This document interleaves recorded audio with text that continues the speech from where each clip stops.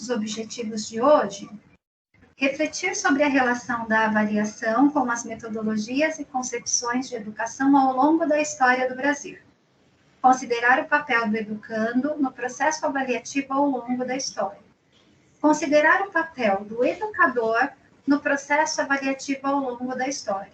E refletir sobre os impactos dos processos históricos referentes à avaliação no nosso trabalho em 2021.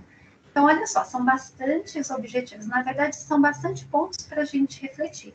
E aí, a apresentação acaba ficando um pouquinho extensa, por isso a gente vai dar uma continuidade um pouco mais rápida. Gostaria que vocês pensassem um pouco em como você vê o processo de avaliação no Brasil. Como que você enxerga esse processo? A gente já começa olhando para isso.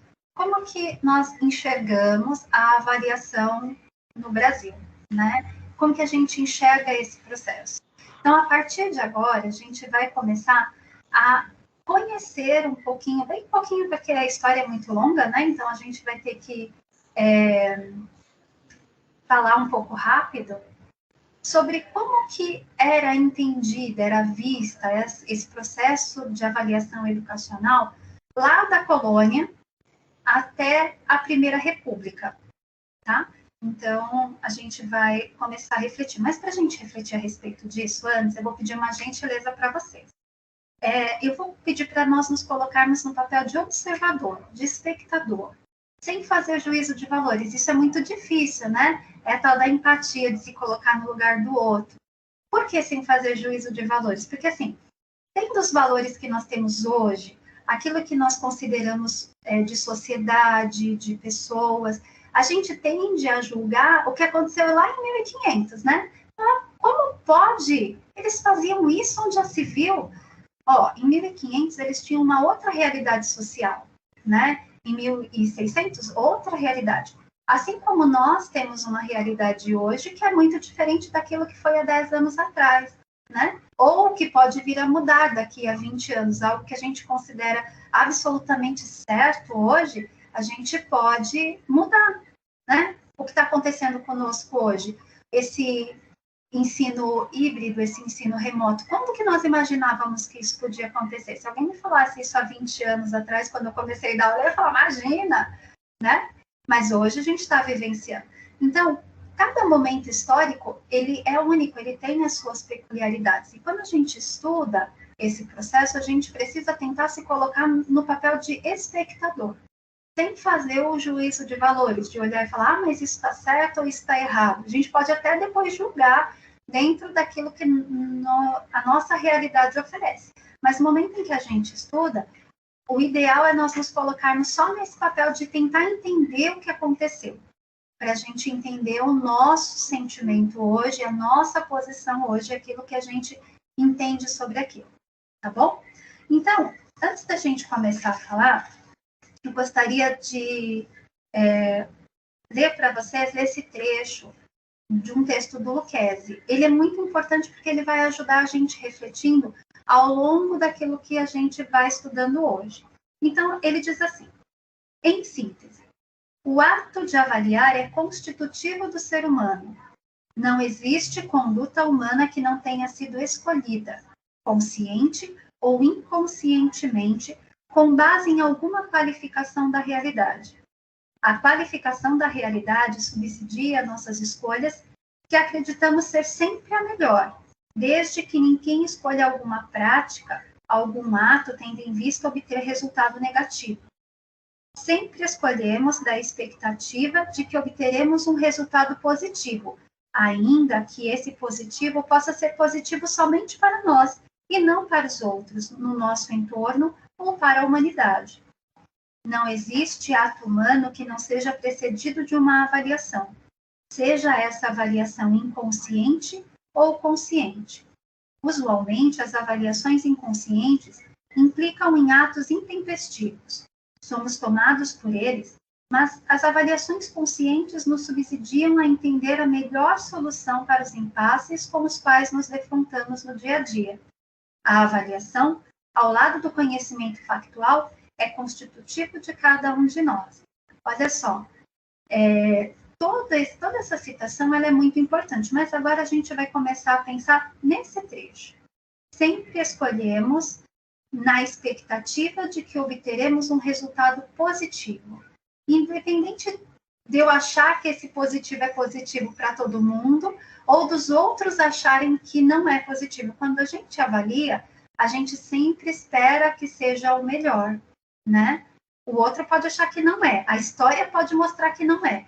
Mas quando a gente pensa em algumas soluções, a gente sempre pensa acreditando que ela é melhor. Então, por isso que a gente precisa, quando a gente vai analisar o processo histórico, imaginar isso, que todo o processo se deu porque as pessoas que participaram dele naquele momento acharam que era o melhor, tá? Então, vamos lá? A gente começa a nossa história em 1549, né? Lá com a vinda dos jesuítas aqui no Brasil. Como que era esse período? O que estava acontecendo no mundo? Gente, a gente estava tendo a Reforma Protestante, que ela começa lá em 1517 e em 1545 começa a Contra-Reforma. Então, a igreja estava perdendo muitos fiéis. E aí, os jesuítas, que eram católicos devotos, eles abraçam a missão de educar as pessoas e angariar e trazer mais fiéis para dentro da igreja. Então, é nesse contexto que eles chegam no Brasil. Então, os índios que estavam aqui, eles seriam catequizados, seriam mais pessoas que fariam parte daquele processo de entendimento da igreja, né? Então, olha só, o papel deles, dos jesuítas aqui, era fortalecer a visão do colonizador, né? Então, eles ensinavam apenas os índios? Não, eles catequizavam os índios e ensinavam os índios, mas eles também ensinavam os filhos dos colonos. Lá em Portugal, os jesuítas também ensinavam todos os filhos da corte portuguesa. Então, assim, o papel deles era muito forte, né?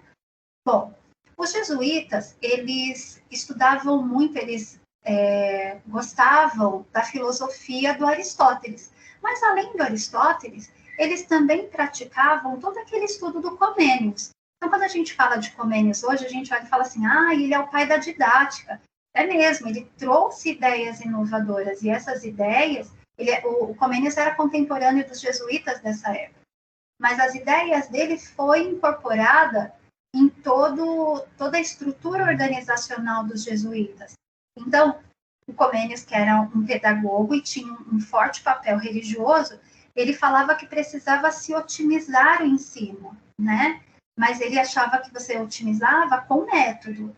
E qual era esse método? Você precisava ensinar as coisas da mais simples até a mais complexa, então era um ensino linear, né? E do concreto para o abstrato. Nunca pensaria numa abstração antes de pensar naquilo que era concreto, né? E os jesuítas, eles incorporaram isso na prática dele, né? Eles escreveram um manual que eles seguiam, que era o Ratium Studium, eu não sei falar direito, gente, é latim, né? Então, eles acreditavam que esse método dava conta.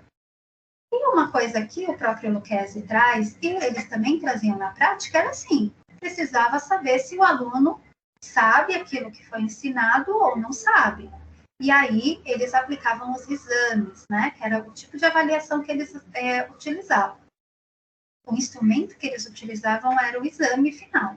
Então, o que eles valorizavam? Eles valorizavam o raciocínio? Não. Eles valorizavam a memorização. E por que eles valorizavam a memorização? Porque eles acreditavam, como toda a educação da época, que o aluno ele era desprovido de qualquer tipo de conhecimento. Então, quem é que conhecia as coisas? Quem conhecia as coisas era o professor, era o mestre, no caso, o jesuíta. E o que o jesuíta vai fazer? Ele vai dar este conhecimento, né? Ele vai passar esse conhecimento para o aluno que não sabe, né? Isso é o que o Lucchesi chama de educação bancária, né? Então, eu passo para você porque você não tem. Então, o tipo de exame que eles faziam, o tipo de avaliação que eles faziam era um exame que tinha o objetivo de verificar a memorização, não o raciocínio. Então, tinha que decorar para mostrar que sabia, né? Mas entendam, era o que eles faziam. E os jesuítas, eles atuaram aqui por muito tempo, né? Então, eles ficaram aqui até 1759, foram 210 anos de prática.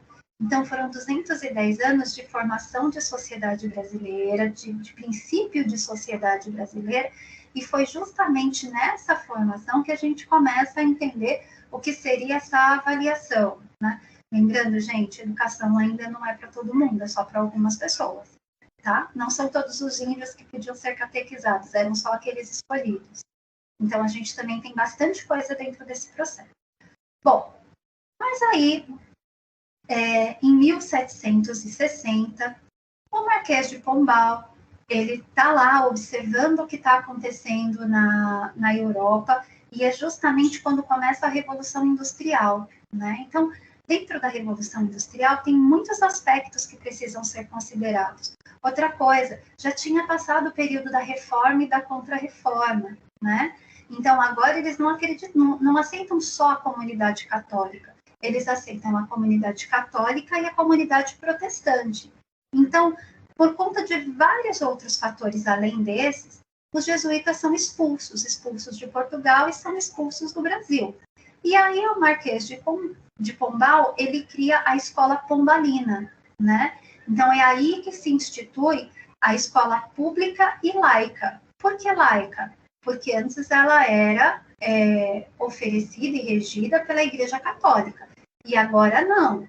Agora eles têm pessoas influentes, tanto da Igreja Protestante quanto da Igreja Católica. Então, para eles, é mais correto dizer que não privilegia nenhuma fé, né? Então, agora a escola é laica, né? Eles tratam de algumas condutas e práticas religiosas? Tratam, né? Mas não da forma como era feito antes, tá? Ele também é movido pelo pensamento iluminista na época, que está muito forte, né? Só que, gente, tudo que acontece em Portugal chega no Brasil muito atrasado, né? E não chega necessariamente da mesma forma em Portugal e no Brasil, que é colônia, tá bom? E aí eles acabam com a escola dos jesuítas, não aceitam mais a escola dos jesuítas e eles instituem uma nova forma de escola. Então, agora, os professores, eles passam a ser contratados por concurso, né? Eles fazem uma prova, que não era chamada de concurso, era uma prova que eles fazem para poder dar aula. E onde eles davam aula? Em casa, né? Então, quando eles começam a dar aula em casa, eles têm um grupo de alunos que eles precisam dar conta, né? Érica, essa aula era de qualidade? Gente, vamos pensar como que era o Brasil lá em 1700. Será que na casa do professor tinha estrutura para ele colocar 15, 20 alunos dentro? Não, né? Às vezes ele não tinha os recursos tecnológicos que nós temos hoje, não tinha. Então a educação era muito precária. E assim, os jesuítas, eles tinham um espaço específico para dar aula. E agora, no modelo da escola pombalina, não tem.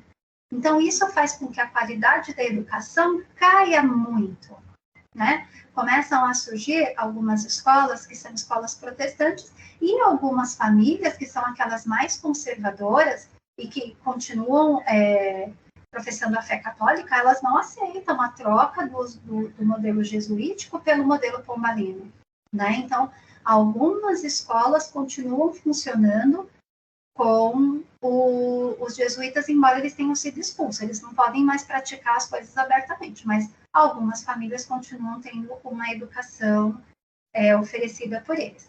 Mas a maior parte dos colonos, que eram os colonos que tinham direito à educação, não são todos, índio não pode, negro não pode, mulher não pode, né? Não tem direito à educação.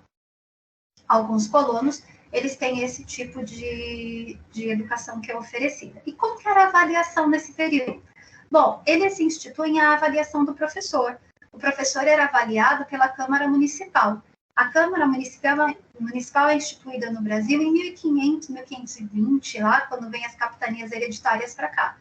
E aí, essas mesmas câmaras municipais que avaliam o professor. Eles gostavam de fazer isso? Não, não gostavam. Eles tinham outros interesses, mas eles tinham que avaliar, né? Então, começa aí a questão do professor ser avaliado. E o professor, por sua vez, ele ia avaliar o aluno dele. E como que ele avalia? Ninguém discute essas questões didáticas, pedagógicas no Brasil. Então, eles continuam reproduzindo aquilo que já era feito. Eles continuam avaliando o aluno no final. Então, o aluno memorizou a atividade? Ótimo, muito bem. Não memorizou? Repete, vai ter que fazer tudo de novo, né? Então, continua uma educação bancária, continua um processo de que o professor sabe tudo, o aluno não sabe nada, o professor ensina e o aluno precisa aprender, tá? Bom, esse período dura 48 anos, quando o Dom João vem para o Brasil. Dom João vem para o Brasil naquela situação que a gente conhece, tá lá a Europa vivendo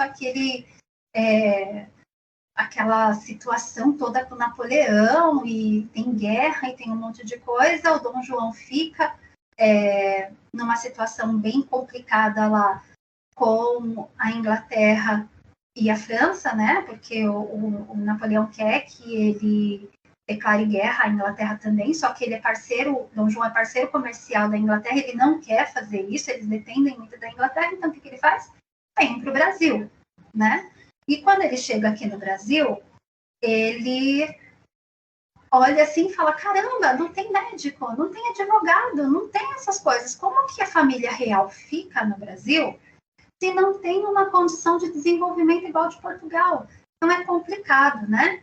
Então, o que ele começa a fazer? Ele começa a garantir a criação das escolas de ensino superior, para que sejam formados médicos, para que sejam formados advogados, porque essas pessoas precisam atender a corte. A corte agora está no Brasil. Elas precisam ser atendidas por pessoas minimamente qualificadas, né?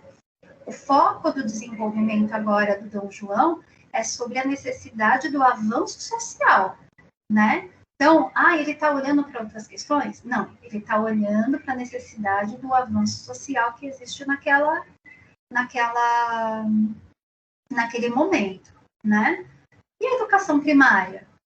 Algumas escolas começam a ser construídas, mas ainda existe muito aquela prática como era feito lá no modelo pombalino, né? A educação continua sendo para algumas pessoas, a educação continua sendo apenas um meio para eles estarem fazendo alguma coisa, né? E a avaliação? A avaliação continua sendo feita pela Câmara sobre o desempenho do professor, e o professor, por sua vez, continua avaliando o aluno dele da forma como ele sempre avaliou, né? Porque agora, o que muda? Muda a necessidade social, para que a escola serve. Mas como a escola atua, ainda não mudou. Ninguém conversou sobre isso, ninguém fala a respeito dessa situação, né? Bom, depois que passa esse período, a gente vai chegar no período do Império, né? Dom João volta para Portugal, e aí quem fica no lugar dele é o Dom Pedro. Dom Pedro I, depois Dom Pedro II. E aí, o mundo, ele está vivendo várias coisas, né? Então, a gente está lá, Revolução Industrial que começa a avançar, tem o pensamento iluminista, tem o pensamento liberal, tem um monte de coisa. Uma coisa importante, lá na época do Dom João, alguns colonos, eles continuam estudando nas universidades que são feitas aqui no Brasil. Só que os filhos da corte, eles não estudam aqui no Brasil, eles vão se formar lá em Portugal. E aí são esses filhos que retornam para o Brasil e fazem parte do Império de Dom Pedro I e de Dom Pedro II. Então, eles têm uma outra visão de vida, eles têm uma outra visão de mundo, eles têm uma outra visão de educação, né? Então, lá no ato adicional de 1834 e na Constituição, eles descentralizam o ensino. Então, eles falam assim, cada região vai ser responsável pela educação do seu território, né? Aí, assim, acontece aquilo, né? Algumas fazem de um jeito, outras fazem de outro jeito, umas atendem mais, outras atendem menos, mas muda a prática das pessoas? Não muda. Embora eles estejam vivenciando aquele momento do iluminismo, né? Ai, Erika, mas o iluminismo começou lá atrás, mas no Brasil ele chega aqui, né? Nesse momento. Embora eles estejam falando muito da questão da razão sobre a fé, da ciência, da importância desse desenvolvimento, essas discussões não chegam nas camadas mais baixas daqueles que vão receber a educação, né? Não se discute pedagogia, se discute o que é o conteúdo, o que tem que aprender, essas coisas, mas como esse conteúdo vai ser passado, como ele vai ser avaliado, não. Então, novamente, o pessoal continua avaliando da forma como era lá, como foi proposto lá pelos jesuítas, gente. O professor é quem sabe, o aluno não sabe nada, o professor transmite o conhecimento e depois ele verifica. O aluno memorizou aquilo? Ah, ótimo, muito bem. Então, se ele memorizou é porque ele sabe. Memorização era sinônimo de conhecimento. Hoje a gente sabe que não é. Mas naquela época era como eles entendiam. Tá? Então, por isso que os exames eram feitos dessa forma. Tá? E aí, a gente vai para o período da Primeira República, que ela começa em 1889 e vai terminar lá por volta de 1930. Como que está o Brasil agora, gente? O Brasil está, assim, vivendo um momento bem complexo, bem complicado, né? Porque existe muita interferência do pensamento liberal aqui, muitas pessoas estudando de fora e querendo vir. Houve uma pressão muito grande para que houvesse a abolição da escravatura e, de fato, eles pudessem ser, os negros pudessem ser libertos, mas o Brasil não tinha um plano para isso, né? Então, libertaram os escravos, mas e o que você faz com eles? Começaram a receber pessoas da Europa para fazer o trabalho que era feito pelos negros. E como que você lida com a educação? Então, aí a gente tem mais pessoas excluídas, porque o pessoal que vem da Europa também não recebe uma educação, não tem direito à educação que os brasileiros, colonos, deveriam ter. Né? Os negros também não têm projeto social, então eles também não têm educação, por isso que é essa discussão, né? Hoje em dia, a respeito dos direitos, do que foi garantido e do que não foi garantido.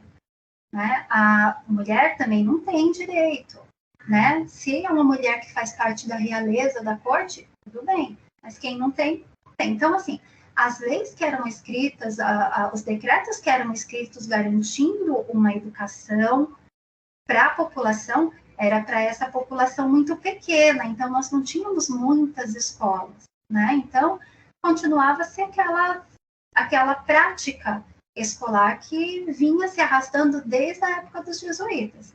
Então, embora eles tivessem a influência do pensamento liberal, essa mudança de educação, de como você entende a educação e para que ela vai servir só para uma população muito pequena, né? Mas ainda assim, dentro das discussões escolares, alguém fala a respeito das práticas pedagógicas? Não. Alguém discute como que o aluno deve ser avaliado? Não, porque era certo. O aluno que sabe, ele responde o exame da forma correta. O aluno que não sabe, tem que voltar e tem que fazer tudo de novo. Ou ele sai da escola e desiste mesmo, não dá para nada. Né? Então, era esse mais ou menos o pensamento que eles tinham até 1930, especialmente sobre a avaliação.